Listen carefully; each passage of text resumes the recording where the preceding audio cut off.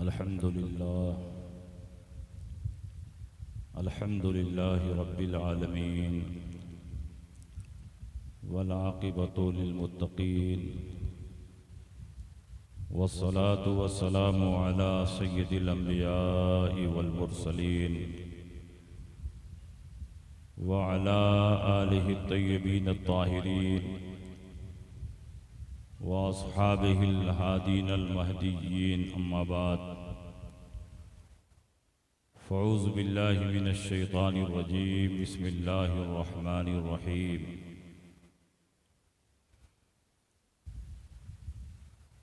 ला तजिदु कौमन युमिनून बिल्लाहि वल यौमिल आखिर युवाद्दून मन हाद्दल्लाह व रसूलह आमन्तु बिल्लाहि सदक़ल्लाहु मौलानल अज़ीम व सदक़ रसूलुहुन नबियुल अमीनुल मकीनुल करीम व नहनु अला ज़ालिका लमिनश शाहिदीन व शाकिरीन वल्हम्दुलिल्लाहि रब्बिल आलमीन। कुछ कहने और सुनने से पेशतर आइए हम और आप मिलजुल कर इंतहाई खुलूस व मोहब्बत और एहतराम व अक़ीदत के साथ गुंबद खजरा में आराम फरमाने वाले आका व मौला मदनी ताजदार दोनों आलम के मालिक व मुख्तार सय्यद अबरार व अख़ियार हुज़ूर नबी अकरम नूर मुजस्सम सल्लल्लाहु ताला अलैहि वसल्लम की बारगाह में झूम झूम कर दरूद शरीफ का नजराना पेश करें और पढ़ें अल्लाहुम्मा सल्लि अला सय्यदिना व शफ़ीना व हबीबना व मौलाना मुहम्मदिन व बारिक व सल्लिम सलातम व सलामन अलैका या रसूलल्लाह सल्लल्लाहु ताला अलैहि वसल्लम। हज़रात, आज का ये अज़ीम व शान इजलास जिसमें हम और आप हाज़िरी की सआदतें हासिल कर रहे हैं, पूरी कामयाबी के साथ अपनी मंजिल की तरफ रवां दवां है।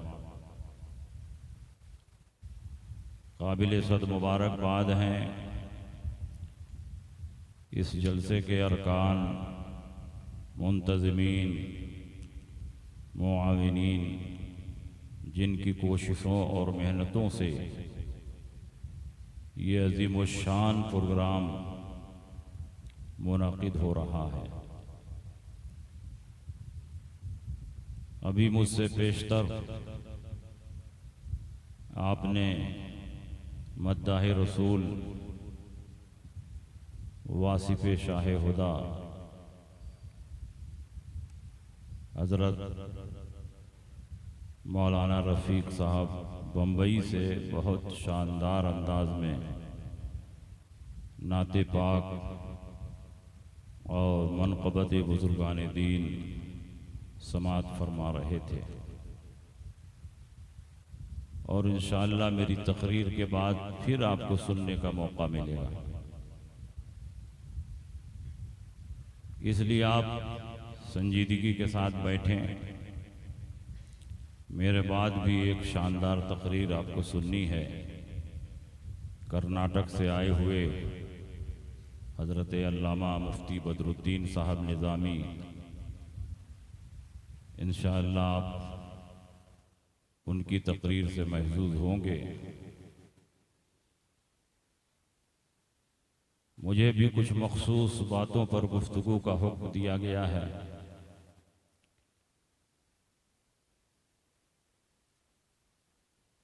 मैंने जिस आयत करीमा की तिलावत की, अल्लाह रब्बुल इज़्ज़त इरशाद फरमाता है, ए नबी, आप नहीं पाएंगे ऐसे लोगों को जो अल्लाह पर और यौम आखिरत पर ईमान रखते हैं, वो अल्लाह और रसूल के दुश्मनों से दोस्ती करें।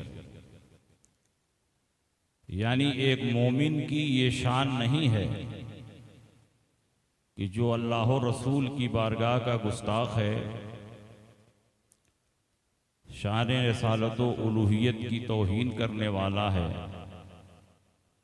मुसलमान उससे दोस्ती करे, चाहे वो अपना बेटा क्यों ना हो, चाहे वो अपना बाप क्यों ना हो, अपना भाई क्यों ना हो, अपने कुंबे और कबीले का क्यों ना हो। ये वो लोग हैं जिन्होंने अपने दिलों में ईमान को मजबूत कर लिया है। अल्लाह रब्बुल इज़्ज़त ने उनके दिलों में ईमान को रासिख फरमा दिया और रूहुल कुद्स से उनकी ताईद व हिमायत फरमाई। मैंने जिस आयत करीमा का तर्जमा आपके सामने पेश किया, इसी आयत करीमा का खुलासा और निचोड़ मसलक आला हजरत, क्योंकि जो मसलक आला हजरत का सच्चा और पक्का आमिल और मोतक़िद होगा वो कभी अल्लाह रसूल के दुश्मनों से दोस्ती नहीं करेगा। अल्लाह के नबी सय्यद आलम सल्लल्लाहु अलैहि वसल्लम की ताज़ीम फ़र्ज़ ऐन है और जो नबी की ताज़ीम का मुनकिर हो उसका इस्लाम से कोई ताल्लुक़ नहीं है।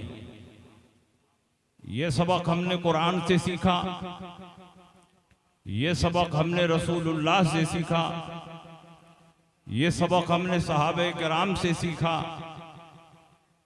और ये सबक तमाम बुजुर्गान दीन अपने मानने वालों को पढ़ाते रहे। और दौरे अखीर के सबसे बड़े इमाम, सबसे बड़े मुहक्किक और मुहद्दिस आला हजरत इमाम अहमद रजा कुद्दस सिर्रहू पूरी जिंदगी यही सबक पढ़ाते रहे और नामूस रिसालत की हिफाजत करे। आला हजरत इमाम अहमद रजा कुद्दस सिर्रहू ने पूरी जिंदगी सिर्फ फतवा नहीं लिखा बल्कि बदमज़हबों के रद्दो इब्ताल में सैकड़ों किताबें लिखी और नबी अकरम सल्लल्लाहु अलैहि वसल्लम की शान में जिस भी हैसियत से तौहीद की गई, आला हजरत इमाम अहमद रजा का कलम गर्दिश में आया और इमाम अहमद रजा ने मुकम्मल एक रिसाला लिखकर मुसलमानों के दीनो ईमान की हिफाजत फरमाई। अल्लाह के नबी सय्यद आलम सल्लल्लाहु अलैहि वसल्लम के नामूस की हिफाजत मुसलमानों पर फर्ज ऐन है और जो नामूस रिसालत की हिफाजत में तसाहुली और सुस्ती करता है, हकीकत में उसका ईमान कमजोर और ज़ईफ है। क्या आपको हदीस का यह वाकया नहीं मालूम? नबी अकरम सल्लल्लाहु अलैहि वसल्लम फतह मक्का के बाद वादी हुनैन में पहुंचते हैं और कबीले बनु हवाजिन से खतरनाक लड़ाई होती है। अल्लाह के नबी सय्यद आलम सल्लल्लाहु अलैहि वसल्लम कबीले बनु हवाजिन से पूरी मजबूती और पूरी ताकत के साथ मुकाबला करते हैं। और एक मरहला वो भी आया कि जब कबीले हवाजिन के लोगों ने छुपकर चारों तरफ से तीरों की बरसात कर दी, सहाबे किराम के पांव उखड़ गए, मैदान छोड़कर भागने लगे। अकेले नबी अकरम सल्लल्लाहु अलैहि वसल्लम घोड़े पर सवार हैं और इरशाद फरमा रहे हैं कि मैं इब्ने अब्दुल मुत्तलिब हूं, इसमें कोई शक और शुबहा नहीं है। मैं अकेले इन दुश्मनाने इस्लाम से मुकाबला करने के लिए तैयार हूं। अल्लाह के नबी घोड़े को एड़ लगाते हैं, पूरी तेजी के साथ आगे बढ़ने लगते हैं, लेकिन हुजूर के चचा हजरत अब्बास हैं कि घोड़े की लगाम को पकड़े हुए हैं। या रसूल अल्लाह, हम आपको आगे नहीं बढ़ने देंगे, दुश्मनों की तादाद बहुत ज्यादा है, आपको हम अकेले दुश्मनों के सामने नहीं जाने देंगे। चारों तरफ से तीरों की बरसात हो रही है और अल्लाह के नबी सय्यद आलम सल्लल्लाहु अलैहि वसल्लम वादी हुनैन में तीरों का मुकाबला करने के लिए खड़े हैं। हजरत अब्बास ने आवाज लगाई, ऐ मुहाजिरीन, अपने नबी को छोड़कर कहां भाग रहे हो? पलट कर आओ, तुम्हारे नबी तुमको याद कर रहे हैं। मुहाजिरीन दीवानों की तरफ भागते हुए चले। हजरत अब्बास ने बाईं तरफ ऐलान किया, ऐ अंसार, अपने नबी को मैदान में छोड़कर कहां भाग रहे हो? आओ, तुम्हारे नबी तुमको याद कर रहे हैं। एक तरफ से मुहाजिरीन दौड़े हुए आ रहे हैं और एक तरफ से अंसार दौड़े हुए आ रहे हैं, और इन तमाम मुहाजिरीन और अंसार ने कहा, या रसूल अल्लाह, हम आपकी इज्जत पर अपनी जान कुर्बान करने के लिए हाजिर हैं। ये कबीले बनु हवाज़िन क्या है? अगर दुनिया की तमाम ताकतें आपके मुकाबले में आ जाए तो हम उनका मुकाबला करने के लिए तैयार हैं। और इतनी मजबूती से सहाबे किराम ने मुकाबला किया कि अब कबीले बनु हवाज़िन के लोग सर पर पांव रखकर भाग खड़े और भागकर ताइफ पहुंचे, औतास पहुंचे। अल्लाह के नबी ने फरमाया कि ताइफ पहुंचकर इनका मुकाबला किया जाए, औतास पहुंचकर इनका मुकाबला किया जाए। फतेह मक्का के बाद अल्लाह के नबी ने वादी हुनैन में कदम रखा और अल्लाह ने फतह और नुसरत से सरफराज फरमाया। उसके बाद जंगे औतास हुई, अल्लाह के नबी उसमें पहुंचे, अल्लाह ने कामयाबी अता फरमाई। अल्लाह के नबी ताइफ पहुंचे, वहां भी अल्लाह ने आपको सुरखरू फरमाया। और इन जंगों में इतना माल गनीमत जमा हुआ कि अल्लाह के नबी को ये माल रखने के लिए जंगल का इंतखाब करना पड़ा। मदीना मुनव्वरा के बाहर जंगल में ये माल ढेर किया गया, पहाड़ की तरह ऊंचा माल, क्योंकि तमाम कुफ्फार और मुशरिकीन अपने मवेशियों के साथ, अपने घोड़ों के साथ, अपनी बकरियों के साथ, अपने ऊंटों के साथ, अपने बैलों के साथ, अपने तमाम मालो असबाब के साथ, यहां तक के अपनी बीवियों और बच्चों के साथ मैदान में आ गए थे कि भागने का कोई रास्ता न रहे, कोई सिपाही भागने न पाए, इसलिए कि भागने से पहले उसको अपनी बीवी याद आएगी, बच्चे याद आएंगे। लेकिन अल्लाह ने अपने नबी को ऐसी फतह अता फरमाई कि मालो दौलत बीवी बच्चों को छोड़कर भाग चले। पूरे मैदान में माल का जखीरा जमा हुआ। अल्लाह के नबी ने इतनी सखावत फरमाई, इतनी सखावत फरमाई, ऐलान आम हुआ, ऐ मुसलमान आओ माल लेकर जाओ। नबी दोनों हाथ से माल उठाते और मुसलमानों को अता फरमाते। माल अता फरमा रहे हैं, पीछे हटते जा रहे हैं, माल अता फरमा रहे हैं, पीछे हटते जा रहे हैं। एक एक मुजाहिद को 100 ऊंट मिल गया, मगर एक गुस्ताख रसूल आगे बढ़ा और उसने कहा, या मोहम्मद ए दिल, ऐ मोहम्मद अदल से काम लीजिए। आप माल गनीमत बांट रहे हैं तो अपने घर वालों को ज्यादा दे रहे हैं और दूसरों को कम दे रहे हैं। मक्का के कुरैशियों को ज्यादा दे रहे हैं और मदीना के अंसार को कम दे रहे हैं। अल्लाह के नबी के कल्बे नाजुक पर यह जुमला बिजली बनकर गिरा। अल्लाह के नबी के चेहरे में जलाल कारी हुआ। अल्लाह के नबी ने इरशाद फरमाया, इल्लम आदिल फमन आदिल, ऐ गुस्ताख सुन ले, अगर मोहम्मद दुनिया में अदल नहीं करेंगे तो बताओ दुनिया में कौन है जो तुम्हारे सामने अदल करे। अल्लाह ने मोहम्मद को दुनिया में इसीलिए भेजा है कि अपनों के साथ भी अदल करे और बेगानों के साथ।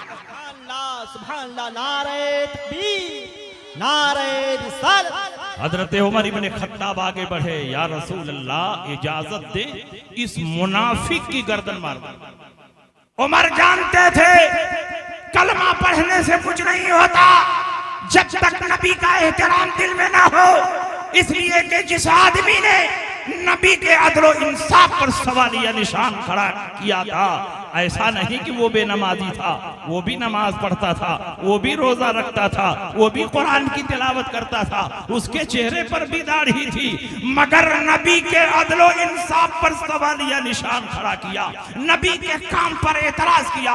तो जान लो, लाख नमाजें पढ़ो, रोजा रखो, जो नबी के किसी काम पर एतराज करे और क्वेश्चन मार्क लगाए, वो सब कुछ हो सकता है मगर मुसलमान नहीं हो सकता। अल्लाह के नबी ने फरमाया, आए उमर तुम क्या करोगे इसको मारकर? कहा, या रसूल अल्लाह इस मुनाफिक को मैं खत्म कर दूंगा। कहा, इसको खत्म कर दोगे लेकिन फितना नहीं खत्म होगा, इसलिए कि इसकी नस्ल से कयामत तक फितने पैदा होते रहेंगे। हत्ता यखरुज आखिरुहुम अद-दज्जाल, यहां तक के आखिरी फितना दज्जाल के साथ जाहिर होगा। पता चला कि हर दौर में ऐसे लोग मौजूद रहे जो कलमा भी पढ़ते हैं, कुरान भी पढ़ते हैं, हदीसें भी पढ़ते हैं, कुरान की आयतें भी पढ़ते हैं, और उसके बावजूद नबी अकरम सल्लल्लाहु अलैहि वसल्लम की शान में गुस्ताखी करते हैं। तो याद रखो, सहाबे इकराम ने हमें यह दर्स दिया है कि अगर तुम सच्चे और पक्के मुसलमान हो तो अपने बाप की तौहीन तुम बर्दाश्त कर सकते हो, लेकिन रसूल पाक की तौहीन अगर तुम बर्दाश्त कर रहे हो तो हकीकत में तुम मुसलमान नहीं हो। ला युमिनु अहदुकुम हत्ता अकूना अव्वला मिन वालिदिही व वलदिही वन्नासि अजमईन। तुम उस वक्त तक मोमिन कामिल हो ही नहीं सकते हत्ता अकूना अहब्बा इलैहि मिन वालिदिही व वलदिही वन्नासि अजमईन, जब तक मैं उसके नजदीक उसके बाप से, उसकी औलाद से और तमाम लोगों से ज्यादा महबूब ना हो जाऊं। क्या बात है कि सहाबे किराम नबी की मामूली तौहीन सुनते थे, बदन में आग लग जाती थी। आज कुरान की अजमत पर हमले हो रहे हैं, नबी की अज़वाजे पाक की शान में गुस्ताखियां हो रही हैं, नबी की तौहीन हो रही है, सहाबा की अजमत पर हमले हो रहे हैं, लेकिन मुसलमानों का खून गर्म नहीं हो रहा है। इसका मतलब यह हुआ कि ये मुसलमान जो जबान से कलमा पढ़ रहा है, हकीकत में दिल की गहराई में ईमान की जो मजबूती होना चाहिए वो मजबूती इसके अंदर नहीं। और सुनो, अल्लाह के नबी सय्यद आलम सल्लल्लाहु अलैहि वसल्लम मस्जिद नबवी शरीफ में नमाज पढ़ने के लिए तशरीफ ले गए। नमाज पढ़ने के बाद नबी मस्जिद नबवी शरीफ में बैठे हैं और सहाबा का मजमे आम लगा हुआ है। एक शख्स आया और पूरे मजमे पर निगाह दौड़ाता है, दिल में कुछ सोचा और उसके बाद मस्जिद के अंदर नमाज पढ़ने चला गया। सहाबे किराम न समझ सके आखिर इसने पूरे मजमे पर निगाह क्यों दौड़ाई, दिल में क्या सोचा, लेकिन जो कोई नहीं जानता मुस्तफा जानते हैं। दिल के वसवास को मुस्तफा जानते हैं, दिल के खतरात को मुस्तफा जानते हैं, जमीन के अंदर छुपी हुई चीजों को मुस्तफा जानते हैं, कब्र में मुर्दे का हाल मुस्तफा जानते हैं, माजी को मुस्तफा जानते हैं, हाल को मुस्तफा जानते हैं, और क़यामत तक माबादे क़यामत तक क्या होगा ये मुस्तफा जानते हैं। इसलिए कि जब खुदा ही नहीं छुपा तो दुनिया की कौन सी चीज आपको छुप सकती है, और कोई गैब क्या तुमसे नेहा हो भला, जब खुदा ही न छुपा तुम पे करोड़ों।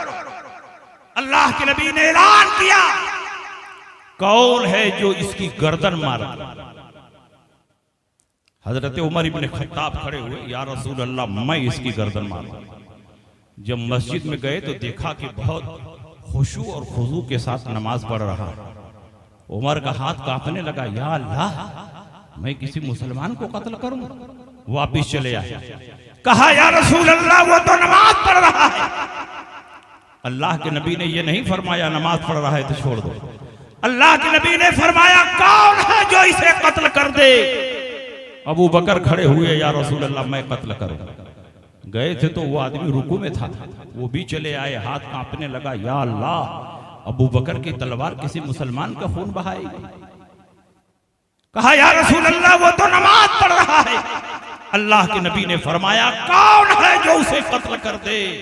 अब कौन खड़ा हो रहा है, बाबुल इल्म खड़े हो रहे हैं, मौलाए कायनात खड़े हो रहे हैं, दामादे पैगंबर खड़े हो रहे हैं, फातिहे खैबर खड़े हो रहे हैं, शेरे खुदा खड़े हो रहे हैं, जिनके सीने पर हाथ रखकर नबी ने फरमाया अल्लाहुम्मा इहदि क़ल्बा, अरे अल्लाह अली के सीने पर रोशन फरमा। तो अल्लाह ने इतना रोशन फरमा दिया कि अली का सीना इल्म नबी का मदीना। अली खड़े हुए, कहा या रसूल अल्लाह मैं इसे कत्ल कर दूं।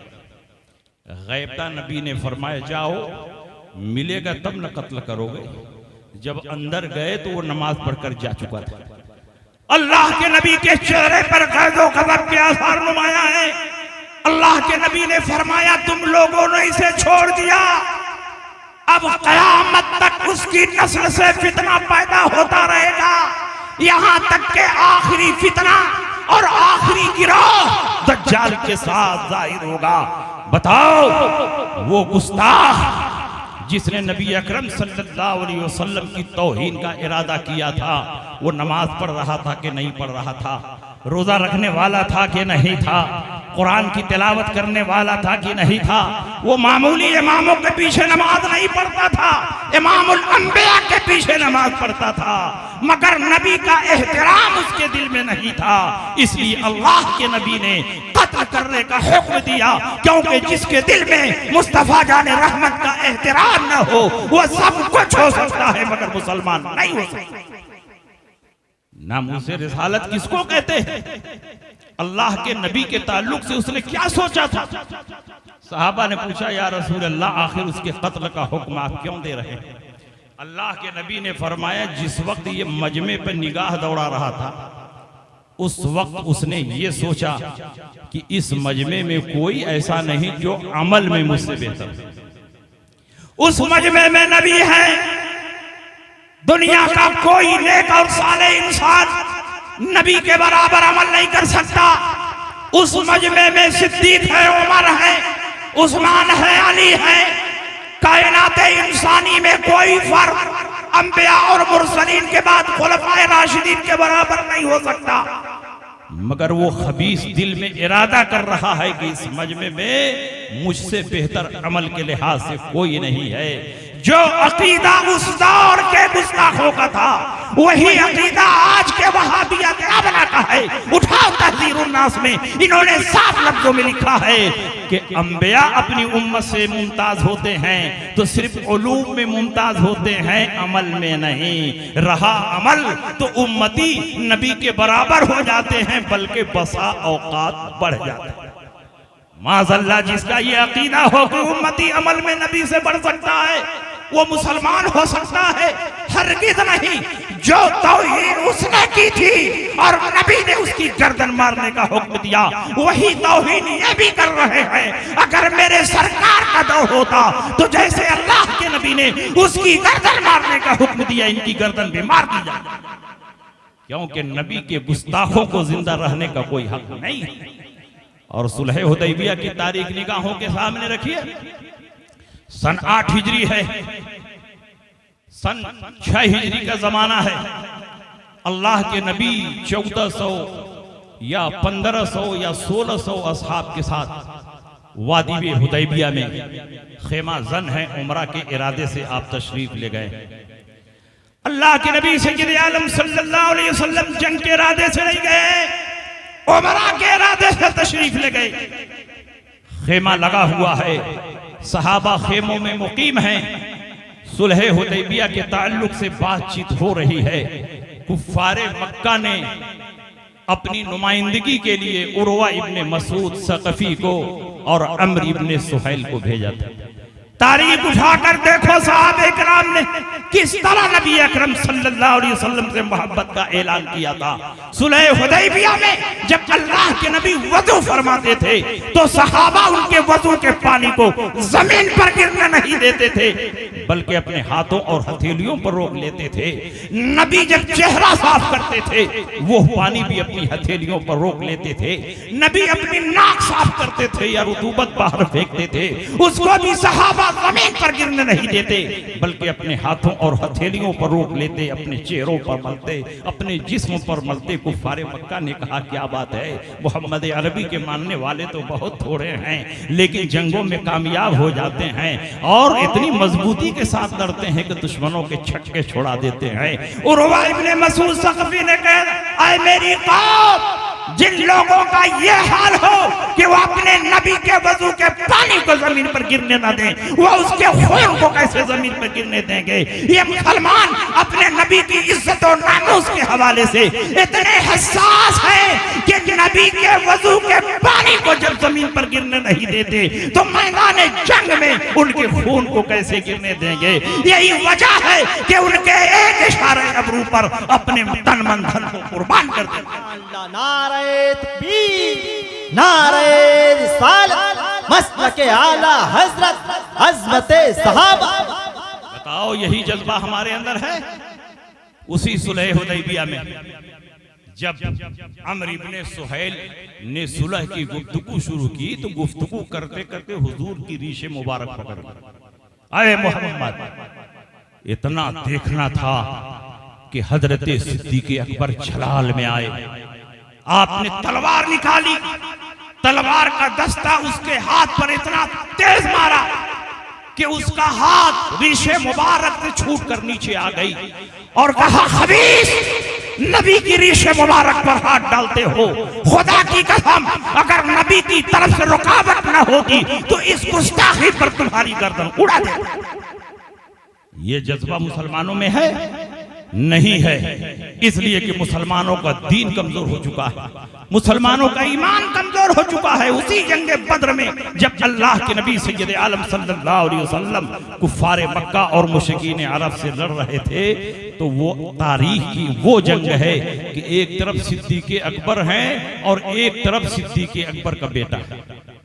सिद्दीक़ अकबर का बेटा कुफ्फार और मुशरिकीन की तरफ से जंग करने आ रहा है। उस वक्त वो मुसलमान नहीं हुए थे, अगरचे बाद में मुसलमान हुए और सिद्दीक़ अकबर नबी की तरफ से जंग लड़ने आ रहे हैं। जब जंग खत्म हुई तो हजरत सिद्दीक़ अकबर के बेटे ने कहा, अब्बा जान, मैदान बद्र में एक मौके पर आप मेरी तलवार के निशाने पर आ चुके थे, अगर मैं चाहता तो आपकी गर्दन उड़ा दिया होता, मगर बाप समझकर छोड़ दिया। हजरत सिद्दीक़ अकबर ने तड़प कर फरमाया, तुमने मुझे बाप समझकर छोड़ दिया, लेकिन अगर तू मेरी तलवार के निशाने पर आया होता तो मैं तेरी गर्दन नहीं छोड़ता, क्योंकि तू रसूल पाक का बागी और गुस्ताख था, और जो रसूल पाक का बागी हो उसके लिए सिद्दीक़ अकबर की तलवार बेनयाब है।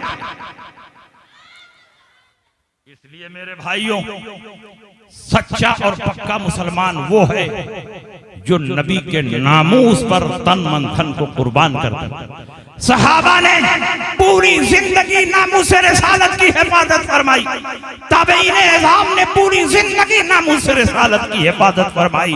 हर दौर में मुजद्दिदीन आते रहे, फुक़हा और मुज्तहिदीन पैदा होते रहे।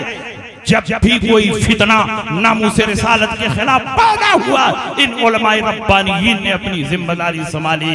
लेकिन कुर्बान जाइए आला हजरत इमाम अहमद रजा फाजिले बरेलवी पर 14वीं सदी हिजरी में जितने फितने पैदा हुए और उससे पहले जितने फितने पैदा हो चुके थे, तने तनहा आला हजरत इमाम अहमद रजा ने इन सारे फितनों का मुकाबला किया। नबी के इल्म पर हमला हुआ, इमाम अहमद रजा ने मुकाबला किया। नबी के इख्तियारात पर हमला हुआ, इमाम अहमद रजा ने मुकाबला किया।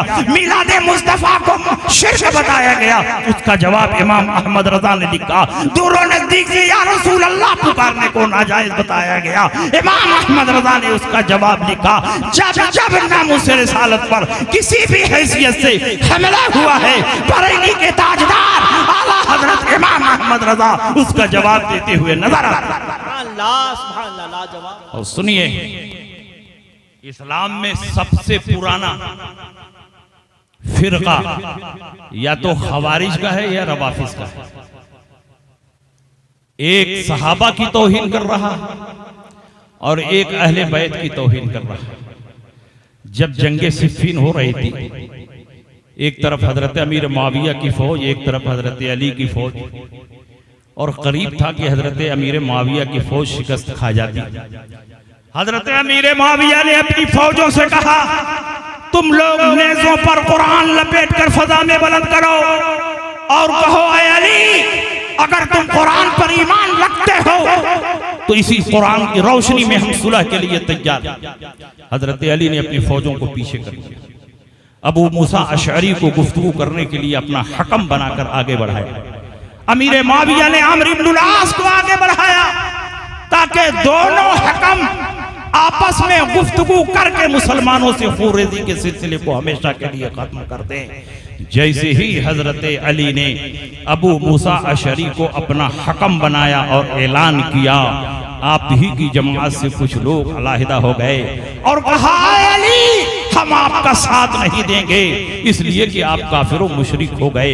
हजरत अली ने फरमाया, कैसे मैं काफिर और मुशरिक हो गया? उन्होंने कहा, आपने गैरुल्लाह को हाकिम मान लिया, और कुरान फरमाता है इनिल हुक्मु इल्ला लिल्लाह, हुक्म और फैसला सिर्फ अल्लाह के लिए है, गैरुल्लाह के लिए नहीं है। इसलिए आप गैरुल्लाह को हाकिम मुकर्रर करने की वजह से काफिर और मुशरिक हो गए, हम आपका साथ नहीं देंगे। हजरत अली कोई मौलवी नहीं थे, वो दरसगाह मुस्तफा के पढ़े हुए सहाबी थे। बारगाह मुस्तफा में उन्होंने आंखें खोली थी, दरसगाह नबूवत से उन्होंने तालीम हासिल की थी। मौलवियों को चकमा दिया जा सकता है, मौला को चकमा नहीं दिया जा सकता। हजरत अली ने फरमाया, कलिमतु हक़्क़िन उरीदा बिहल बातिल, आयत सही पढ़ी गई लेकिन माना उसका गलत निकाला गया। अगर गैरुल्लाह को हकम मुकर्रर करना शिर्क होता तो उसी कुरान में मियाँ बीवी के इख्तिलाफ को खत्म करने के लिए अल्लाह ने दो हकम मुकर्रर करने का हुक्म दिया। एक बीवी की तरफ से हकम मुकर्रर करो, एक शौहर की तरफ से हकम मुकर्रर करो। व इन खिफ्तुम शिकाक बैनहुमा फबअसू हकमन मिन अहलिही व हकमन मिन अहलिहा इन युरीदा इस्लाहन युवफ़्फ़िक़िल्लाहु बैनहुमा। अगर मियाँ बीवी में इख्तिलाफ हो जाए, एक हकम बीवी की तरफ से मुकर्रर करो, एक हकम शौहर की तरफ से मुकर्रर करो। अगर इस्लाह का इरादा है तो अल्लाह इनके दिलों को जोड़ देगा। हजरत अली ने फरमाया, मैंने तो एक हकम मुकर्रर किया तो तुमने कुफ्र और शिर्क का फतवा लगा दिया, और अल्लाह ने यहाँ दो हकम मुकर्रर करने का हुक्म दिया है, तो बताओ अल्लाह पर क्या फतवा लगाओगे? ये कौन से लोग थे जो अली से अलहदा हुए?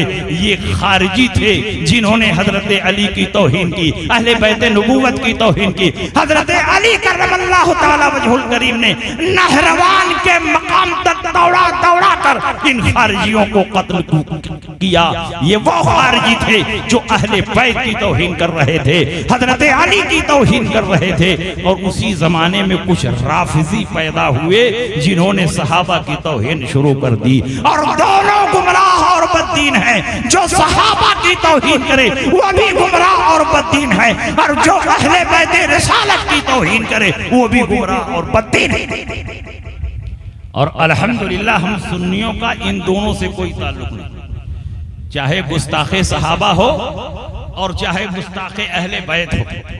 हम सुन्नी दोनों से बेदार हैं। हम सहाबा की ताजीम को ईमान का हिस्सा समझते हैं, और अहले बैत नबूवत की ताजीम व तौकीर को भी ईमान की अलामत समझते हैं। इसलिए हम सहाबा का भी एहतराम करते हैं और अहले बैत रिसालत का भी एहतराम करते हैं, क्योंकि नबी ने सहाबा की ताजीम का भी हुक्म दिया है और अहले बैत रिसालत की ताजीम का भी हुक्म दिया।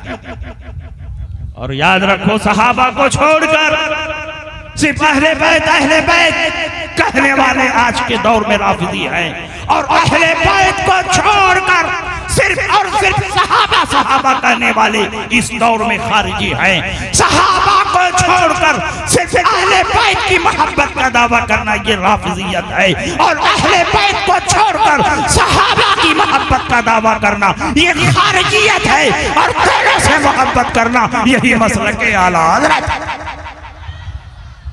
अहले सुन्नत का है बेड़ा पार। अस्हाबे हुजूर नज्म हैं और नाव है इतरत रसूलुल्लाह। सुनते चलिए, हम 3 फिरकों की तरफ निशानदेही कर रहे हैं। दूसरा फिरका वो है जो अहले बैत की शान में गुस्ताखी कर रहा है, जिन्होंने उस दौर में हजरत अली की तौहीन की, हजरत अली की शान घटाई, अली पर कुफ्र का फतवा लगाया। उन्हीं की नापाक ज़ुर्रियत आज वहाबियत की शक्ल में मौजूद है। उन्होंने अली की तौहीन की और ये हजरत इमाम हुसैन की तौहीन कर रहे हैं, और साफ लफ्जों में ऐलान कर रहे हैं कि करबला में हुसैन का जाना गलत और बातिल था, क्योंकि यजीद अमीरुल मोमिनीन था, खलीफतुल मुस्लिमीन था। यजीद की खिलाफत पर हक थी, और अमीरुल मोमिनीन के खिलाफ तलवार चलाना ये बगावत है, और बागी को जो सजा मिलनी चाहिए करबला में वही सजा हुसैन को। ये कौन फिरका है जो इमाम पाक को गलत और बातिल बता रहा है? और यजीद को हक पर बता रहा है। ये कौन फिरका है जो इमाम हुसैन पर बगावत का इल्जाम लगा रहा है और यजीद को अमीरुल मोमिनीन खलीफतुल मुस्लिमीन कर रहा है? ये कौन फिरका है जो अहले बैत नबूवत की शान घटा रहा है और यजीद को जन्नती साबित करने की कोशिशें कर रहा है? ये वही फिरका है जो कल खारिजी के नाम से जाना जाता था और आज वहाबियत के नाम से जाना और पहचाना जा रहा है।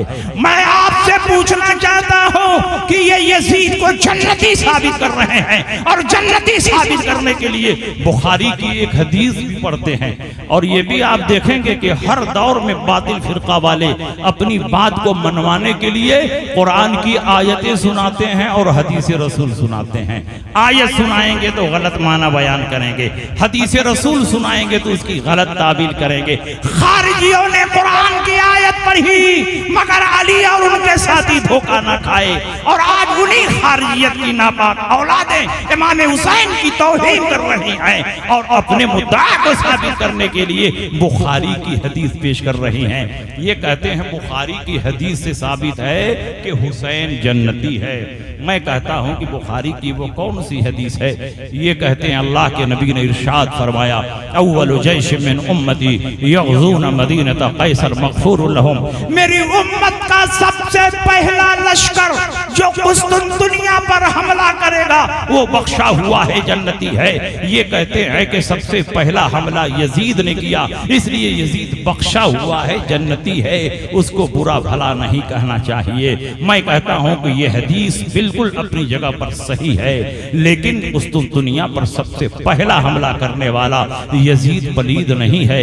और इस हदीस में यह शर्त लगी है कि जो सबसे पहले कुस्तुनतुनिया और इस्तांबुल पर हमला करेगा वो बख्शा हुआ है, जन्नती है। यजीद ने कुस्तुनतुनिया पर कब हमला किया? तारीख और सीरत की किताबें उठाकर पढ़ो, इसमें इख्तिलाफ है। 4 अक़वाल मिलते हैं, या तो सन 49 हिजरी में हमला किया, या सन 50 हिजरी में हमला किया, या सन 52 हिजरी में हमला किया, या सन 55 हिजरी में हमला किया। सन 49 से पहले यजीद के हमले की कोई तारीख नहीं मिलती है। उठाओ अल-कामिल इब्न असीर, अल-बिदाया वन-निहाया, उसदुल गाबा, तज़किरतुल हुफ़्फ़ाज़, अल-इसाबा, इमाम बदरुद्दीन ऐनी की उम्दतुल क़ारी शरह बुखारी, इन तमाम किताबों में लिखा है कि सन 49 से पहले यजीद के हमले की कोई तारीख नहीं मिलती, जबकि यही किताबें बताती हैं कि सन 32 में हजरत अमीर मुआविया ने दौरे उस्मानी में कुस्तुनतुनिया पर हमला किया। सन 43 में बिश्र इब्न अबी अरतात ने कुस्तुनतुनिया पर हमला किया। सन 44 में दोबारा उन्होंने ही कुस्तुनतुनिया पर हमला किया और सन 46 में हजरत अब्दुर्रहमान इब्न खालिद इब्न वलीद ने हमला किया। यजीद के हमले की तारीख सन 49 के बाद शुरू होती है, जबकि सन 49 से पहले कुस्तुनतुनिया पर 4 मरतबा हमला हो चुका है। इसलिए इस हदीस की रोशनी में यजीद पलीद जन्नती नहीं है, वो सहाबा जन्नती हैं जिन्होंने सबसे पहले कुस्तुनतुनिया पर हमला किया। और मैं तो बहुत लंबी चौड़ी बात करने का कायल नहीं हूं। अगर तुम्हारी नजर में यजीद जन्नती है, अगर तुम्हारी नजीर में यजीद बख्शाया, अगर तुम्हारी नजर में यजीद अमीरुल मोमिनीन खलीफतुल मुस्लिमीन है, अगर तुम्हारी नजर में यजीद बरहक है, तो दिल की गहराई से रब की बारगाह में दुआ करो, जो यजीद का हश्र हो वही तुम्हारा हश्र हो, जो यजीद का ठिकाना हो वही तुम्हारा ठिकाना हो। कोई वहाबी ये दुआ करने के लिए तैयार नहीं, लेकिन हम अहले सुन्नत शरह सद्र के साथ ये दुआ करते हैं, ऐ अल्लाह जो हुसैन का ठिकाना है वही हमें अता फरमा दे, क्योंकि हमारा ईमान है कि हुसैन का ठिकाना जन्नत है। इसलिए मेरे भाइयों, इन फिरकों से होशियार रहने की जरूरत है। मुहद्दिसीन की आदत है कि किसी हदीस को वो मुख्तसर जिक्र करते हैं और उसी हदीस को दूसरी जगह तफसील के साथ, डिटेल के साथ जिक्र करते हैं। बुखारी शरीफ की ये हदीस किताबुत तहज्जुद में बहुत मुख्तसर है, लेकिन दूसरी जगहों पर यही हदीस बहुत डिटेल में है। आइए वो हदीस मैं आपके सामने पेश कर रहा हूँ। हजरत अनस इब्ने मालिक इस हदीस के रावी हैं। अनस इब्ने मालिक फरमाते हैं, नबी अकरम सल्लल्लाहु अलैहि वसल्लम की एक चहीती सहाबिया हैं हजरत उम्मे हराम बिन्त मलहान, ये हजरत उबादा इब्न सामित अंसारी रजी अल्लाह ताला अन्हु की ज़ौजा मोहतरमा। ये नबी की इतनी प्यारी सहाबियां हैं कि हुजूर अलैहिस्सलाम इनके घर खुद तशरीफ ले जाते, और जब हुजूर तशरीफ ले जाते तो उनके घर में जो भी अच्छा अच्छा बना होता वो नबी की खिदमत में लाकर पेश करते, हुजूर उसको तनाउल फरमाते। एक दिन अल्लाह के नबी उम्मे हराम के घर तशरीफ ले गए। उम्मे हराम ने कुछ पका कर रखा था, नबी की खिदमत में पेश किया, नबी ने तनाउल फरमाया। अब उम्मे हराम की मोहब्बत देखें कि वो नबी की जुल्फे मुअत्तर में जुएं तलाश करने लगे। नबी के बालों में जुएं नहीं थी, अल्लाह ने नबियों को उन तमाम सिफात से पाक और साफ किया है जिससे इंसान को नफरत होती है। नबी के बालों में जुएं नहीं थी, लेकिन इनकी मोहब्बत थी कि नबी के बालों में उंगलियां घुमा रही थी और जुएं तलाश रही थी। और अचानक नबी की आंख लग गई। कुछ देर के बाद नबी बेदार हुए तो अल्लाह के नबी मुस्कुरा रहे हैं, तबस्सुम फरमा रहे हैं। उम्मे हराम ने पूछा, या रसूल अल्लाह, मुस्कुराने की वजह क्या? अल्लाह के नबी ने फरमाया, अभी अभी मैंने ख्वाब में देखा मेरी उम्मत के कुछ मुजाहिदीन फी सबीलिल्लाह इस सब्ज समंदर में ऐसे ही सवार हैं जैसे बादशाह तख्त पर सवार होता है, और इन्होंने अपने ऊपर जन्नत को वाजिब कर दिया। उम्मे हराम ने कहा, या रसूल अल्लाह, मेरे लिए दुआ फरमा दें कि उस गिरोह में मैं भी शामिल हो जाऊं।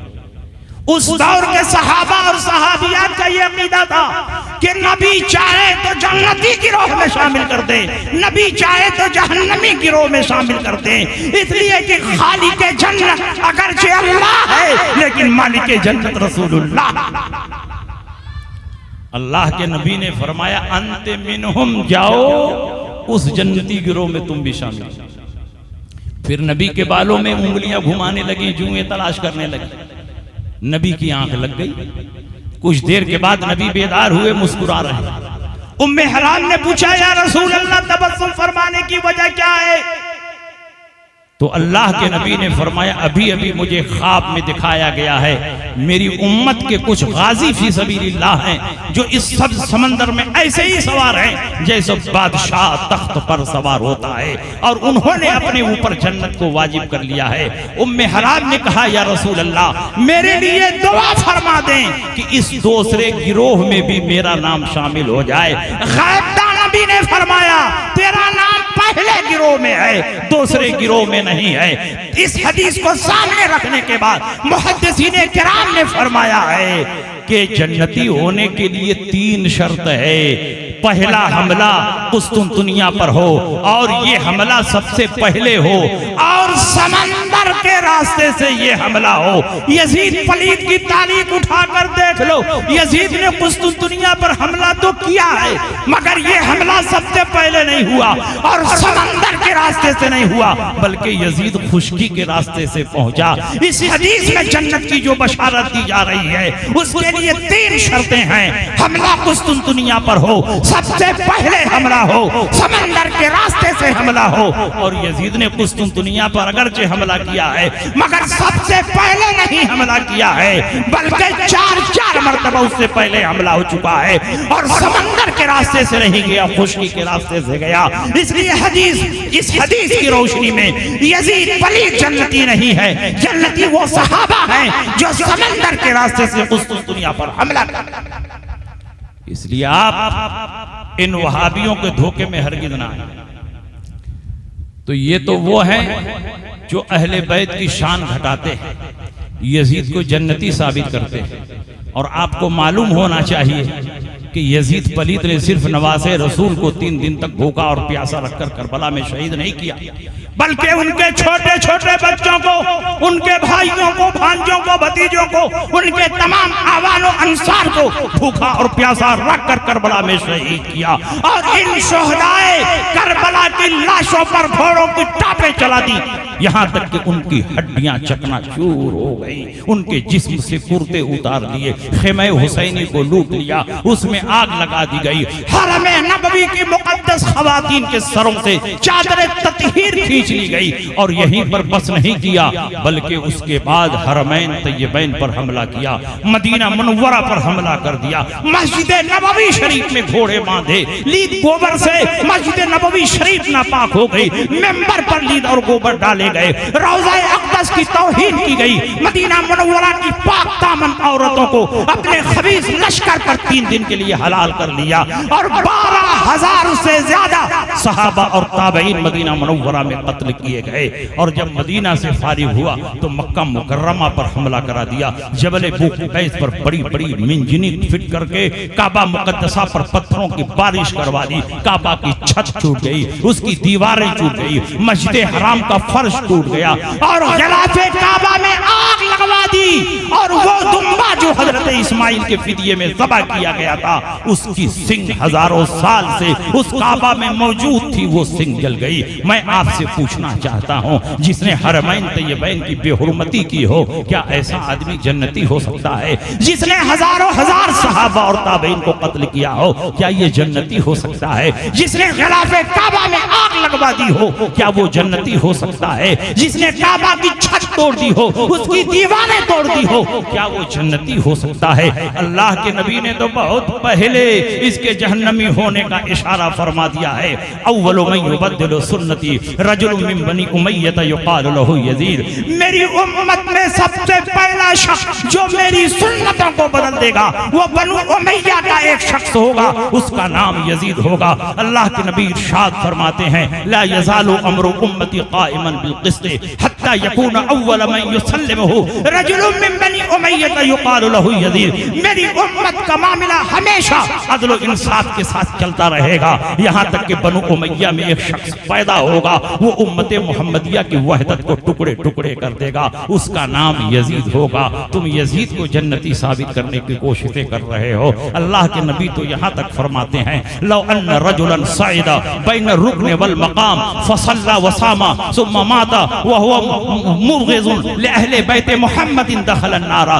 जो आदमी इतना बड़ा नमाजी हो, रोजादार हो कि मकाम इब्राहिम पर नमाजें पढ़ता हो, मुसलसल रोजा रखता हो, अगर वो मरे तो इस हाल में मरे कि उसके दिल में अहले बैत नबुव्वत की अदावत और दुश्मनी हो, दखल अन्नारा, वो आदमी जहन्नम में जाएगा।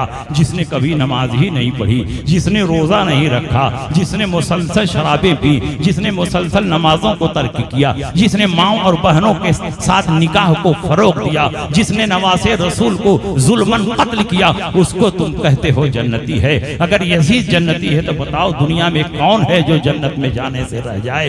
इसलिए यजीद पलीद जन्नती नहीं है। यजीद को तुम जन्नती साबित करते करते खुद जहन्नम में पहुंच जाओगे।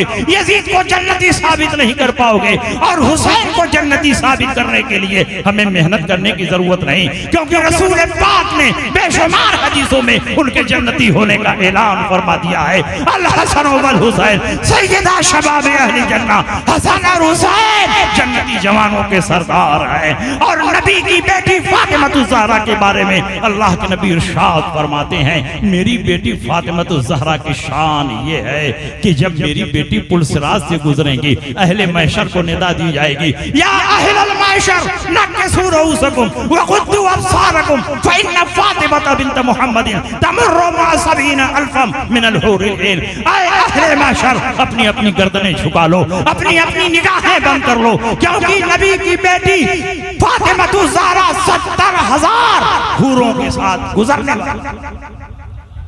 इसलिए तुम अपना अंजाम मुतय्यन कर लो। जो सहाबा की तौहीन करते हैं वो भी जहन्नम में जाने वाले, जो अहले बैत नबूवत की तौहीन करते हैं वो भी जहन्नम में जाने वाले। और एक बात अच्छी तरह याद रखें, यजीद पलीद के बुरे कामों से हम अहले सुन्नत हरगिज खुश नहीं। हम यजीद को पलीद कहते हैं, फासिक को फाजिर कहते हैं, शराबी कहते हैं, अहले बैत नबूवत का गुस्ताख हम यजीद की मिदहत और तारीफ नहीं करते, लेकिन बेटे के गुनाहों की सजा बाप को नहीं दी जा सकती है। बेटे की बुराइयों की वजह से बाप को बुरा नहीं कहा जा सकता है। यजीद यकीनन पलीद है, लेकिन हजरत अमीर माविया सहाबी रसूल होने की हैसियत से जन्नती हैं। इसलिए कि अल्लाह के नबी ने इरशाद फरमाया है, ला तत्तखिदूहुम गरदन, मेरे सहाबा को मेरे बाद निशाना ना बनाना। इसलिए कि मेरे सहाबा की शान ये है, लौ अन्ना अहदकुम अनफक़ मिस्ल उहदिन ज़ाबन मा बलग़ मुद्दा अहदिहिम वला नसीफा, अगर तुम में से कोई एक उहद पहाड़ के बराबर सोना खर्च करे और मेरा सहाबी एक मुट्ठी दो मुट्ठी जौ रब की बारगाह में खर्च करे, उस जौ पर इतना सवाब दिया जाएगा कि सोने के पहाड़ पर भी उतना सवाब नहीं दिया। तो अल्हम्दुलिल्लाह हम यजीद के हिमायती नहीं और अमीर मुआविया के गुस्ताख भी नहीं। हम राफिजी नहीं हैं कि अमीर मुआविया की तौहीन करें, और हम वहाबी भी नहीं हैं कि यजीद को जन्नती साबित करने की कोशिशें करें। हम तो मसलक के आला हजरत वाले हैं। हम सहाबा से भी प्यार करते हैं और अहले बैत नबूवत से भी अकीदत रखते हैं। और हजरत अमीर मुआविया की शान आप मेरे बात तकरीर में सुनेंगे। हजरत अमीर मुआविया के बारे में प्रचार ये किया जाता है कि इन्होंने मेंबरों से हजरत अली को गालियां दिलवाई। ये बिल्कुल झूठ है, ये बिल्कुल धोखा है, ये फ्रॉड है। हजरत अमीर मुआविया के दिल में हजरत अली का इतना एहतराम था कि अगरचे जंगे सिफ़ीन हुई, जंगे सिफ़ीन के बाद कभी कोई साबित नहीं कर सकता कि हजरत अमीर मुआविया ने अली की इहानत में और अली की तौहीन में कोई जुमला कहा हो। जब अली का नाम लेते, इज्जत के साथ नाम लेते, एहतराम के साथ नाम लेते। जब जंगे सिफ़ीन में अली और मुआविया मसरूफ थे तो रोम के बादशाह ने अमीर मुआविया के पास पैगाम लिखा और अपना कासिद भेजा कि अली तुमसे जंग कर रहे हैं, तुम मुझसे हाथ मिला लो, हमारी फौजें तुम्हारी फौजें मिलकर अली पर हमला करेंगी और अली का नामो निशान मिटा देंगी। ऐसे मौके पर हम और आप होते तो पांव में लग़ज़िश आ जाती। आदमी अपने दुश्मन को मिटाने के लिए किससे नहीं हाथ मिला लेता है। लेकिन कुर्बान जाओ हजरत अमीर मुआविया पर। उस मौके पर हजरत अमीर मुआविया ने जो जवाब दिया है वो आगे ज़र से लिखने के काबिल है। अमीर मुआविया फरमाते हैं, ओ रूमी कुत्ते, तू अली के लश्कर पर हमला करने का मंसूबा बना रहा है। याद रख, अगर तूने अली के लश्कर पर हमला किया तो अली के लश्कर के सबसे पहला सिपाही जो आगे बढ़कर तुम पर हमला करेगा वो कोई और नहीं, मुआविया इब्न अबी सुफियान। इसलिए हम सारे सहाबा का एहतराम करेंगे और तमाम सहाबा की ताज़ीम व तौक़ीर करेंगे, क्योंकि कुरान अज़ीम ने सारे सहाबा को जन्नती फरमाया। और जब सारे सहाबा को जन्नती फरमाया है तो जैसे अबू बकर जन्नती हैं, उमर जन्नती हैं, खुलफ़ाए राशिदीन जन्नती हैं, अहले बद्र जन्नती हैं, अहले खंदक जन्नती हैं, सुलह हुदैबिया वाले जन्नती हैं, फ़तह मक्का से पहले वाले जन्नती हैं, बाद वाले जन्नती हैं, उसी तरह हज़रत अमीर मुआविया भी जन्नती हैं, हज़रत अबू सुफियान भी जन्नती हैं। इसलिए हम तमाम सहाबा का एहतराम करते हैं और तमाम सहाबा को आदिल जानते हैं। और याद रखिए, हजरत अली कर्रमल्लाहु ताला वजहुल करीम हजरत अमीर मुआविया के बारे में जितना जानते हैं हम और आप नहीं जानते। जब जंग खत्म हुई तो हजरत अली ने अमीर मुआविया के पास खत लिखा। उस खत में लिखा, वल हक़्क़ु अन्न रब्बना वाहिद व दीनना वाहिद व कलिमतना वाहिदा व दावतना फिल इस्लाम वाहिदा। सच्ची बात यह है कि जो तुम्हारा रब है वही हमारा रब है, जो तुम्हारा दीन है वही हमारा दीन है, जो तुम्हारा कलमा है वही हमारा कलमा है, और दीन में जिन बातों की दावत तुम देते हो उन्हीं बातों की दावत हम देते हैं। बताओ, हजरत अली तो उनको अपना भाई बता रहे हैं। जो कलमा तुम पढ़ते वही हम भी पढ़ते, जिस दीन को तुम मानते उसी दीन को हम मानते, जिस खुदा को तुम मानते उसी खुदा को हम मानते। मगर आज कुछ ईरान के एजेंट और दलाल पैदा हो गए हैं जो हजरत अली से भी ज़्यादा जानते हैं मुआविया के बारे में, और कहते हैं मुआविया की सहाबियत साबित नहीं है, मुआविया जन्नती नहीं है। सहाबी होने के लिए बहुत लंबी मुद्दत तक नबी की सोहबत में रहना जरूरी है। वो कितनी लंबी मुद्दत है, कोई उसको मुतय्यन कर सकता है? सहाबी होने के लिए किसी मुद्दत की जरूरत नहीं। जिसने ईमान की हालत में नबी के चेहरे को देखा और इस्लाम पर उसका खात्मा हो गया, वो सहाबी रसूल है। चाहे 1 मिनट का सहाबी हो या 10 साल का सहाबी हो, दोनों के हक में अल्लाह ने फरमा दिया वकुल्लन वअदल्लाहुल हुस्ना। सारे सहाबा जन्नती हैं। जिनको अल्लाह जन्नती बता रहा है उनको जहन्नमी बताने वाला सब कुछ हो सकता है, मगर अहले सुन्नत व जमात नहीं हो सकती। इसलिए आप सहाबा का भी एहतराम करें और अहले बैत नबूवत का भी एहतराम करें। और आखिर में आला हजरत इमाम अहमद रजा फाजिल बरेलवी रजी अल्लाह ताला अन्हो ने किस तरह नामूस रिसालत की हिफाजत की है। आला हजरत को अगर आइडियल बना लो, आला हजरत को अगर नमूना बना लो, तो जब जब नामूस रिसालत पर हमला होगा तुम्हारा खून खौल जाएगा, तुम्हारे बदन में आग लग जाएगी, तुम्हारी जबान खामोश नहीं रहेगी, तुम्हारा कलम खामोश नहीं रहेगा। आला हजरत इमाम अहमद रजा पूरी जिंदगी नामूस रिसालत की हिफाजत फरमाते रहे और 1-2 नहीं बल्कि 350 किताबें आला हजरत ने सिफरत वहाबिया में और तकरीबन 1000 किताबें आला हजरत ने अलग अलग मौजूआत पर लिखी। और हद तो ये है कि जब आला हजरत हज के लिए हरमैन तैयबैन तशरीफ ले गए, मक्का मुकर्रमा में आपका क़याम था, तो खलील अहमद अम्बेडवी जो वहाबियों का बड़ा गुरु अंडाल है, वो वहां पहले से मौजूद था और उसने 5 सवालात शरीफे मक्का के दरबार में भेजे और कहा आप लोगों का अकीदा है कि नबी गैब जानते हैं, अगर नबी गैब जानते हैं तो मेरे इन सवालों का जवाब दे दीजिए। शरीफे मक्का ने मौलाना सालेह कमाल को, जो मक्का मुकर्रमा के मुफ्ती अहनाफ थे, रईसुल उलमा थे, उनको बुलाया और कहा ये वहाबिया की तरफ से सवालात आए हैं, ये सवालात ले जाएं और 2 दिन में इसका तहकीकी जवाब लिखकर मेरी बारगाह में पेश करें। मौलाना सालेह कमाल रहमतुल्लाह अलैह उस पर्चे को लेकर अपने घर आते हैं, अलमारी में रखते हैं। मिलाद की महफिल चल रही है। आला हजरत इमाम अहमद रजा इस मर्तबा हज के लिए नहीं बल्कि नामूसे रिसालत की हिफाजत के लिए पहुंचे हैं, क्योंकि आपने तो हज फर्ज बहुत पहले अदा कर लिया था, अपने वालिदैन के साथ आपने हज कर लिया था। इस मर्तबा बातनी कशिश की बुनियाद पर अचानक आप मक्का मुकर्रमा पहुंच गए। परवरदिगार आलम को आपसे खिदमत लेना था, इसीलिए इमाम अहमद रजा मक्का मुकर्रमा में पहुंचे। मौलाना सालेह कमाल के घर मिलाद की महफिल चल रही है। आला हजरत इमाम अहमद रजा को इत्तला मिलती है कि वहाबियों ने 5 सवालात शरीफ मक्का के दरबार में भेजे हैं और 2 दिन में उसका जवाब मतलूब है। वो इमाम अहमद रजा जो बरेली की टूटी हुई चटाई पर बैठकर पूरी जिंदगी नामूस रिसालत की हिफाजत करता रहा, मक्का की धरती पर नबी अकरम के इल्म पर हमला हो तो इमाम अहमद रजा कैसे गवारा कर सकते हैं। आप भागते हुए मौलाना सालेह कमाल के घर पहुंचे। मिलाद की महफिल चल रही थी। उलमा ने जब आला हजरत को देखा खड़े हो गए, आपका इस्तकबाल किया। मौलाना सालेह कमाल ने कहा हुजूर आप जब आ ही गए हैं तो कुछ देर तकरीर फरमा दें ताकि मिलाद इख्तिताम को पहुंचे। आला हजरत इमाम अहमद रजा खड़े हुए और तकरीबन 2 घंटा अरबी जबान में इल्मे गैबे मुस्तफा पर किताब और सुन्नत की रोशनी में इतनी शानदार तकरीर फरमाते हैं कि जितने बड़े बड़े उलमा हैं आला हजरत की तकरीर सुनकर झूमने लगे।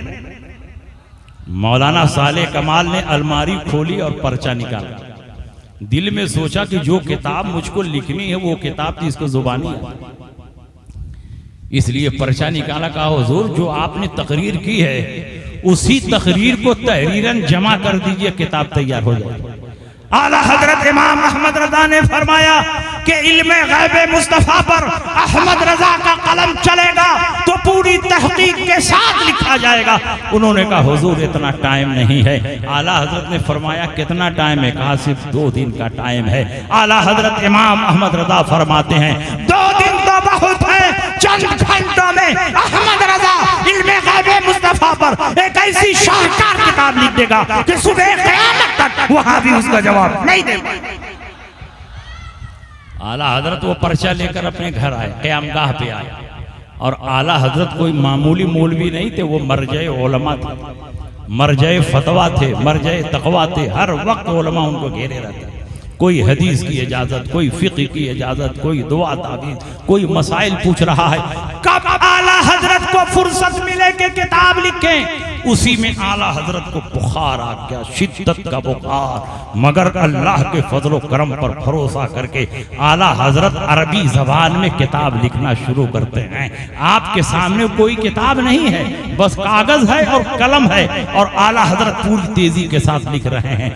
दो दो आदमी मुसव्वदा को मुबय्यज़ा करने के लिए बैठे हैं। आला हजरत के बड़े बेटे हुज्जतुल इस्लाम बैठे हैं, अल्लामा वसी अहमद मुहद्दिस सूरती के बेटे मौलाना अब्दुल वहद सुल्तानुल वाइज़ीन बैठे हैं। ये दोनों हजरात साफ कर रहे हैं। अभी 10 पेज साफ नहीं कर पाते कि 20 पेज आला हजरत लिख कर दे देते हैं। अभी वो 20 साफ नहीं कर पाते कि 50 पेज आला हजरत लिख कर दे देते हैं। इतनी तेजी के साथ आला हजरत का कलम चल रहा है कि ये कलम नहीं बरक़े इलाही है जो वहाबिया पर गिर रहा है। मजमूई तौर पर सिर्फ 8.5 घंटे में अद-दौलतुल मक्किया बिल मादतिल गैबिया के नाम से आला हजरत इमाम अहमद रज़ा ने इल्मे गैब मुस्तफा पर एक ऐसी शानदार किताब लिख दी कि जब शरीफ मक्का के दरबार में ये किताब पढ़ी जा रही थी, अभी आधी किताब पढ़ी गई और शरीफ मक्का ने फैसला सुना दिया, अल्लाह युती व हाउला यमनऊन। अल्लाह अपने हबीब को गैब का इल्म अता फरमाता है और ये वहाबी उसका इनकार करता है। नारे तकबीर, नारे रिसालत, नारे रिसालत, मसलके आला हजरत फैजाने मुजाहिद। आप जरा अंदाजा लगाओ, आला हजरत के सामने कोई किताब भी नहीं है, न कुरान है, न हदीस है, न तफसीर है, न लुगत, बस लिखे जा रहे हैं। इसलिए कि आला हजरत को किताब की क्या जरूरत है। लाखों किताबें आपके दिमाग की मुमरी में इबारत के साथ महफूज है। जब आला हजरत ये किताब लेकर बंबई आए, बंबई में कुर्ला कसाई वाड़ा में आपका क़याम रहा। आपसे पूछा गया, हुजूर आपके सामने कोई किताब नहीं थी, बगैर किताब देखे हुए आपने इतनी अज़ीमुश्शान किताब अरबी ज़बान में कैसे लिख दी। हम और आप होते तो गुब्बारे की तरफ फूल जाते। ये हमारे दिमाग का कमाल है, हमारी सलाहियत का कमाल है। लेकिन इमाम अहमद रज़ा अपने हर कमाल को गौसे पाक का कमाल बताते थे। आला हजरत फरमाते हैं, इसमें मेरा कोई कमाल नहीं, गौसे पाक का कमाल है। जब मैं किताब लिख रहा था, ऐसा महसूस हो रहा था कि गौसे पाक की रूहानियत मेरे पुश्त पर सवार है। क्या जब है जिसमें हिमायत का हो पंजा तेरा, शेर को खतरे में लाता नहीं कुत्ता। मैं किताब लिख रहा था, गौसे पाक रहनुमाई फरमा रहे हैं, अहमद रजा इस आयत को भी लिखो, इस हदीस को भी लिखो, इस दलील को भी लिखो। गौसे पाक बताते जा रहे हैं, अहमद रजा का कलम चलता जा रहा है। अद-दौलतुल मक्किया सिर्फ अहमद रजा की किताब नहीं, गौसे पाक की जिंदा करामत। और सुनिए, आला हजरत इमाम अहमद रजा की शान ये है, आप हयाते आला हजरत उठाकर पढ़ें। पीर तरीकत शेखुल मशाइख हजरत अल्लामा पीर शेर मोहम्मद शरफपुरी रहमतुल्लाह ताला अलैह ने ख्वाब देखा। सरकार गौसे पाक ख्वाब में तशरीफ लाए। उन्होंने पूछा, हुजूर इस वक्त पूरी दुनिया में आपका नायब कौन है? तो सरकार गौसे पाक फरमाते हैं, मौलाना अहमद रजा खां बरेलवी।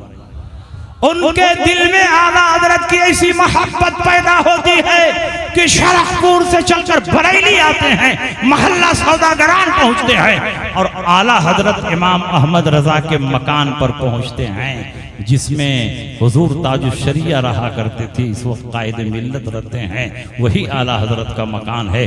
बैठक में पहुंचे, आला हजरत इमाम अहमद रजा बैठे हुए हैं। अल्लामा शरफपुरी बैठक में दाखिल हुए, आला हजरत को सलाम किया, आला हजरत से मुसाफा किया और आला हजरत के हाथ को चूम लिया। जैसे ही अल्लामा शरफपुरी ने आला हजरत के हाथ को चूमा, पलटकर आला हजरत इमाम अहमद रजा ने उनके हाथ को चूम लिया। अल्लामा शरफपुरी ने फरमाया, हुजूर मैंने अपना नाम नहीं बताया, अपना नसब नहीं बताया, अपनी खानकाह नहीं बताई, मेरा आपसे कोई तारुफ नहीं है। मैंने तो आपका हाथ इसलिए चूमा कि आप हिंदुस्तान के सबसे बड़े आलिम और फकीह हैं। आपने मेरा हाथ क्यों चूम लिया? आला हजरत इमाम अहमद रजा की निगाहे विलायत देखो। आप इरशाद फरमाते हैं कि जो ख्वाब में गौसे पाक को देखकर आ रहा हो वो इस लायक है कि सिर्फ उसका हाथ नहीं उसका पांव भी चूमा जाए, इसलिए मैंने तुम्हारे हाथ को चूम लिया है। सब लोग जिधर वो हैं उधर देख रहे हैं और हम देखने वालों की नजर देख। अल्लामा शरफपुरी जब यहां से पलट कर गए, लोगों ने कहा बरेली से आ रहे हैं, बताइए क्या क्या देखकर आ रहे हैं, आला हजरत कैसे थे, आला हजरत का मामला क्या था। कहा आला हजरत इतने शफीक मेहरबान, इतने मेहमान नवाज कि 4 दिन मैं रहा, ऐसी मेरी ज़ियाफत की कि मैं दिल ही दिल में शर्मिंदा हो रहा था। कहा और कोई खास बताइए। कहा खास बात यह है कि मैंने इमाम अहमद रजा की बारगाह में देखा कि एक पर्दा पड़ा हुआ है और पर्दे के पीछे सरकार गौसे पाक तशरीफ फरमा है। जो गौसे पाक बता रहे हैं वही अहमद रजा लिख रहे हैं, वही अहमद रजा बोल रहे हैं। जबान अहमद रजा की है लेकिन बातें गौसे पाक। ये शान है आला हजरत इमाम अहमद रजा की। और याद रखिए आला हजरत जब दुनिया से जाने लगे तो ऐसा नहीं कि मसनद को खाली छोड़ दिया, बल्कि आला हजरत जब दुनिया से गए तो अपने बेटे हुज्जतुल इस्लाम को अपनी मसनद पर कायम फरमाया। हुज्जतुल इस्लाम के इल्म व अमल का वही हाल था जो आला हजरत इमाम अहमद रजा का था। और चेहरा इतना हसीन व जमील, इतना खूबसूरत कि जिस रास्ते से निकल जाते लोग आपके चेहरे को देखते रहते थे। कितने गैर मुस्लिमों ने हुज्जतुल इस्लाम के चेहरे को देखकर इस्लाम का कलमा पढ़ लिया। ये शान थी हुज्जतुल इस्लाम की और आला हजरत ने इतनी जबरदस्त सलाहियत इन्हें अता फरमाई। माशाअल्लाह सुभान अल्लाह। नारे तकबीर, नारे रिसालत, मसलके आला हजरत, उलमाए अहले सुन्नत, नारे तकबीर, नारे रिसालत।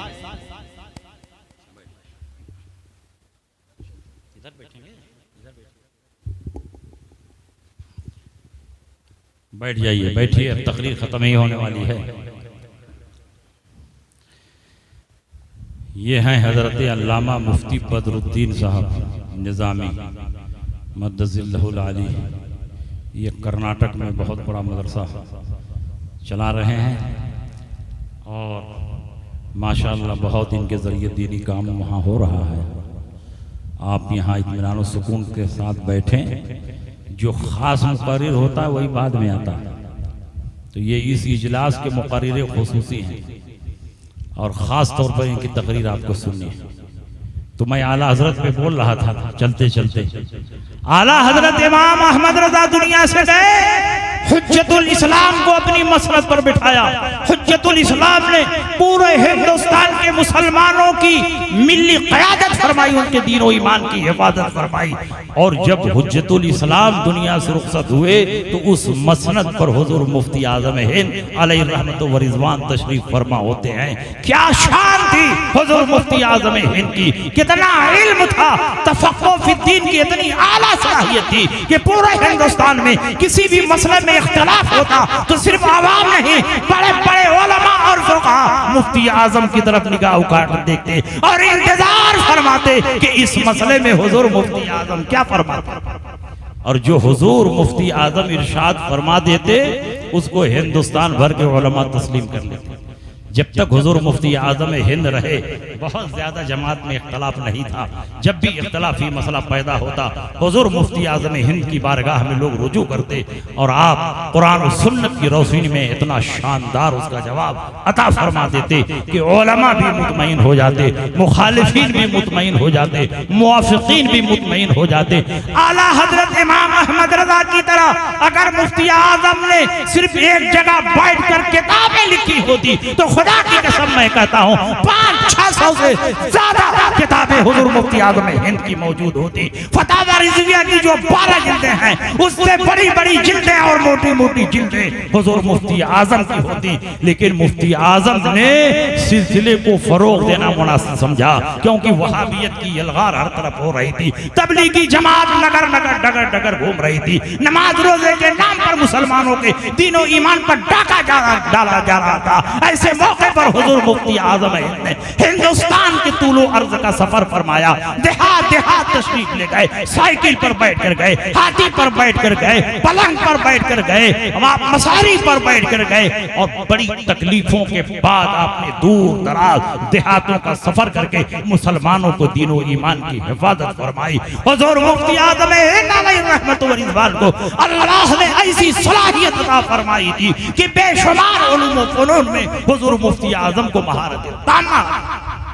कई मुफ्ती हुजूर मुफ्ती आजम के यहाँ फतवा लिखते थे। दिन भर हुजूर मुफ्ती आजम तावीज़ लिखते थे और रात को जब इशा की नमाज से फारिग होते, खाना खाकर बैठते तो मुफ्तियों का लिखा हुआ फतवा चेक करते। उन लिखने वालों में हजरत अल्लामा मुफ्ती शरीफुल हक अमजदी अलैहि रहमत व रिज़वान, जिन्होंने आला हजरत इमाम अहमद रजा के बाद हिंदुस्तान में सबसे ज्यादा फतवा लिखा, उनका फतवा चेक करते थे और भी दूसरे हजरात चेक करते थे। आप जरा अंदाजा लगाओ, दिन भर के थके मादे हैं, लोगों की हाजतें सुनते सुनते आपका कान बोझल हो गया है, लेकिन जब बड़े बड़े मुफ्तियान किराम आपकी बारगाह में फतवा चेक कराने के लिए जाते तो आपका दिमाग इतना हाजिर रहता कि आपने फौरन टोकर आप बताते ये इबारत क्यों आपने लिख दी, यहाँ पर ये इबारत लिखना चाहिए, फलां किताब से ये इबारत लाइए, इस किताब का इतना हिस्सा लग दीजिए। आला हजरत इमाम अहमद रजा के उलूम के सच्चे वारिस थे हुजूर मुफ्ती आजम, उनके तक़वा की जानशीन थे। हुजूर मुफ्ती आजम ने अपनी जिंदगी में हजारों फतावे तहरीर की और 2 दर्जन से ज्यादा किताबें आपने तस्नीफ फरमाई और सबसे बढ़कर बायत व इरादत के जरिए लाखों लाख मुसलमानों को दीनों ईमान की हिफाजत। और जब मुफ्ती आजम तशरीफ ले गए तो अपनी मसनद पर हुजूर ताजु शरिया अलैहि रहमत व रिज़वान को कायम फरमाया। हुजूर ताजु शरिया अलैहि रहमत व रिज़वान का चेहरा ऐसा था कि हुज्जतुल इस्लाम याद आ जाए, आपका तक़वा ऐसा था कि मुफ्ती आजम याद आ जाए, हुजूर ताजु शरिया की हाजिर जवाबी ऐसी थी कि इमाम अहमद रजा याद आ जाए। कई ज़बानों पर आला हजरत इमाम अहमद रजा फाजिल बरेलवी रज़ी अल्लाह तआला अन्हु महारत रखते थे और ठीक हुजूर ताजु शरिया अलैहि रहमत व रिज़वान भी कई ज़बानों पर महारत तामा रखते थे। आप फसीहो बलीग उर्दू बोलते थे, फसीहो बलीग अरबी बोलते थे, बिल्कुल मिस्री लबो लहजे में अरबी बोलते थे। जब आप अरबी में खिताब फरमाते थे तो जामिया अजहर यूनिवर्सिटी के बड़े बड़े प्रोफेसर हुजूर ताजु शरिया के चेहरे को देखते रहते। ऐसा लबो लहजा ऐसी अरबी कहाँ इन्होंने सीखी। और सिर्फ 3 साल जामिया अजहर में रहे और कुल 8 तक हुजूर ताजु शरिया ने दुनियावी तालीम हासिल की थी इस्लामिया कॉलेज में बरेली शरीफ में, लेकिन 8 तक पढ़ने का नतीजा ये था कि फिल बदी इंग्लिश में तकरीर फरमाते थे, इंग्लिश में शायरी करते थे, इंग्लिश में किताबें लिखते थे, इंग्लिश में फतवा लिखते थे। आपकी शान ये थी कि उर्दू में सवाल आता तो आप उर्दू में जवाब लिखते, इंग्लिश में सवाल आता तो आप इंग्लिश में जवाब लिखते, अरबी में सवाल आता तो आप अरबी में जवाब लिखते। कई ज़बानों में अल्लाह ने आपको महारत तामा। और अरबी में जब बहस फरमाते, फिक़ही बहसें लिखते तो ऐसा महसूस होता कि हम अल्लामा शामी की इबारत पढ़ रहे हैं, इमाम बदरुद्दीन आइनी की इबारत पढ़ रहे हैं। इतनी शानदार अरबी हुजूर ताजु शरिया अलैहि रहमत व रिज़वान लिखते थे। और पूरी दुनिया का आपने दौरा फरमाया, पूरी दुनिया में आप तशरीफ ले गए, मसलक का परचम बुलंद किया, आपके जरिए दीन और सुन्नियत की वो अजीम खिदमत अंजाम पाई कि आज उसकी नज़ीर और मिसाल नहीं मिलती है।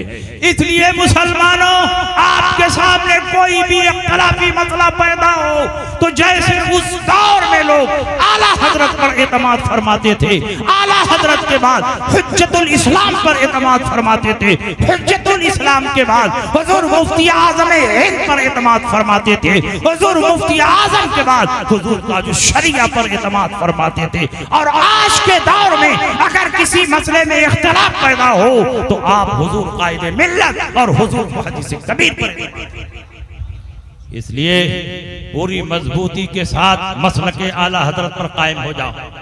ये मसलक नया मसलक नहीं है, ये मसलक पांचवा मसलक नहीं है, बल्कि सहाबा के मसलक का नाम मसलक आला हजरत है, ताबईन के मसलक का नाम मसलक आला हजरत है, गौस व ख्वाजा के मसलक का नाम मसलक आला हजरत है।